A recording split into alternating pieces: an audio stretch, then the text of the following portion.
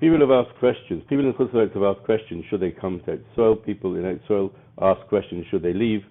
What is the situation? And these feelings, and the questions seem to come from feelings. They seem to oscillate according to what the news is and what the Arabs and Yamach Shemam, some of them are saying, and what England's saying, what America's saying, and what's going on in the world. And then you feel a bit more scared. You want to go back to Chutz La'aretz, feel a bit this, come here, etc. So what is the Ishtadlus that one should be doing? Plus, a lot of people in towns and cities where the sirens are going off because they're sending over missiles. And the question is, some yeshivas have been asking questions. Do they stop Seder, run out in the middle of Seder, everyone, and sort of, sometimes there's going to be 3 or 4 sirens, within an hour and a half. So then there's no Seder, there's no learning going on. So, or should they move the yeshiva or sit in a cellar the whole time or learn separately? And what should one do? Should one run to the miklat? Should one walk to miklat? So it's very hard to answer a general answer on a more specific question, because there is a difference between areas. There's a difference in the level of sakana, and there's also a big difference between people in their darga, in bitachon, and what hishtadlus they have to do. In general, the general answer of a responsible rabbonim manhigim would always be listen to the Bikud HaOref, listen to instructions from the home front, and do what you're supposed to do.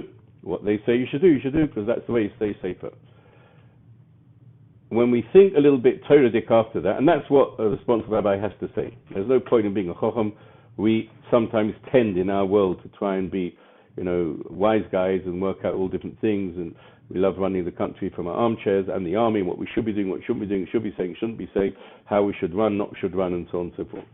But having said that, let's just give you a formula to understand a little bit the Hashkafas HaTorah, a little bit on this point. There's no question that there's such a thing as Hashkacha Klolis, Hashkacha Protis. That's a very, very big sugya to understand what is Hashkacha Protis and what is Hashkacha Klolis. But to be Mekatzer, to give a short little insight, we'd say the following. Someone who commits suicide cannot say it's all Hashkacha. He's blamed for committing suicide. When we talk about killing someone else, there's other elements coming into the equation, so I don't want to deal with that at the moment. When you talk about someone who would commit suicide, he can't go and say, well, if God didn't want me to die, then he wouldn't have allowed me to, whatever it is I did. No, you are responsible, and you see it as a responsible life, you're not allowed to commit suicide, and it's called you committed suicide. You did an act called committing suicide, and you can't invoke Hashkach and say, if God didn't want it to happen, why did it happen? Why? I'm not going to the point now, but I just want to make that point.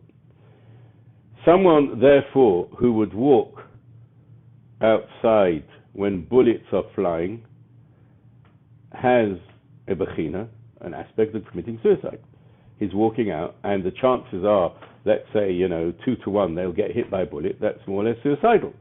50% chance you might survive, but we'd say that sort of chance, you're putting yourself in danger. There's no such thing, putting yourself in danger and saying, well, then God should make the bullets not hit me. You can't say then God should make, if someone would cut their throat, you can't say, well, God should have made the knife not sharp. That doesn't work like that. You can't sort of divert bullets. If you walk into a minefield, the chances are 10 to 1 that you're going to tread on a mine, then you committed suicide. You can't say that's hashkacha.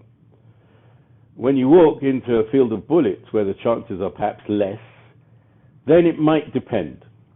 Someone who's on a real proper dag of bitachon, and that means in everything in his life, not just invoking Kodesh Baruch Hu when it's convenient, but in all his life he's totally devoted and with HaKadosh Baruch Hu, and he believes everything is HaKadosh Baruch Hu, and he doesn't think anything is his own, from his own efforts and so on. That sort of person might be able to say that when there's a certain percentage where it's not a 50%, 100%, let's say there's a 10 to 1 chance the other way around, 1 in 10 something might hit you, or 1 in 100, let's say. That person might be able to say, look, I live with HaKadosh Baruch Hu, I need to go somewhere, he can't go just frivolously put himself in danger.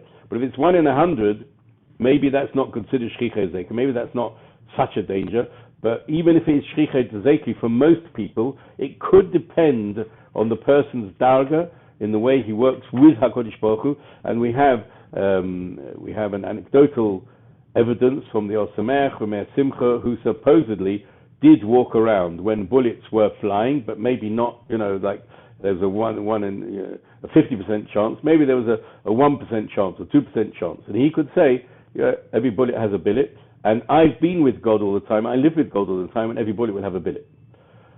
So there is a certain leeway, if you like, of someone who has a lot of bitachon, who's able to put himself in a very small amount of danger, because that's how he lives with HaKadosh Baruch Hu. There is such a thing.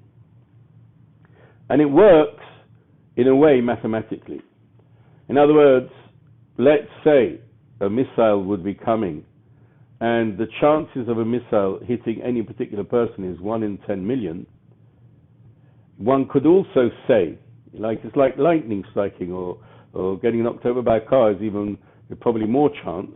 So one could say, if one was on that level and one lived like that, one could say, I believe in a HaKadosh Baruch Hu, and I've been living with him my whole time. This type of chance, that there's no question, if it will be 1 in 100, 1 in 1,000, then I would say, no, that's what happens. But if it's such an extraordinary sort of number, 1 in 10 million, that's called a shchicha zeka, I could sort of claim that if that would hit this particular person, that would say, okay, it's hashgacha. I accept that HaKadosh Baruch Hu wanted it to hit me, because it's such an extraordinary chance that it must be that it was meant to happen. And you can't blame it on me, because as far as I'm concerned, 1 in 10 million, it's not possible the thing will happen. There are many, many things we do in life which is 1 in 10 million, easily less than 1 in 10 million, and nothing happens. That's all because it's 1 in 10 million. It's not going to happen. So a person could basically claim on the two levels, depending what the percentage is of this thing happening, plus depending on his darga in bitachon, that combination could create a formula where different people would be able to respond differently to the different elements of danger. So if you're in a yeshiva or somewhere right in the south, then you've got to go into miklat, because they're actually sending the whole time missiles, and they are hitting and sort of almost hitting places. Baruch Hashem, Baruch Hu's giving a big protection that not many people have been killed or wounded, Baruch Hashem, but the chances of something hitting are reasonably high, and that yeshiva just can't continue like that. They have to be careful. But if you moved further towards the center or towards Yerushalayim, where it's exceedingly rare that any missile actually comes over at the moment, and keep it like that, very rare. In fact, hasn't really happened this time. Once there was a siren, it was hit down, etc. One could claim that the fact that a missile would actually hit a particular person in Yerushalayim at the moment is such a rare occurrence that I believe it's hashgacha protis, so to speak, it's hashgacha, direct idea why this person, and it's not considered that he put his life in danger. This needs to be spoken out with Rabbonim and Tzaddikim, people who understand these cheshbonos. I was just giving you a small insight, a sort of formula that a person could use. And therefore it would also depend how fast you've got to run to miklat. It could be you've got to do a certain amount of ishtadlus, but according to the percentages of what could happen, then the reasonable amount of time, then you just have to go menuchas nefesh and sit in a safer place, because that's the ishtadlus required. And part of the formula is also going to be how much ishtadlus you have to do.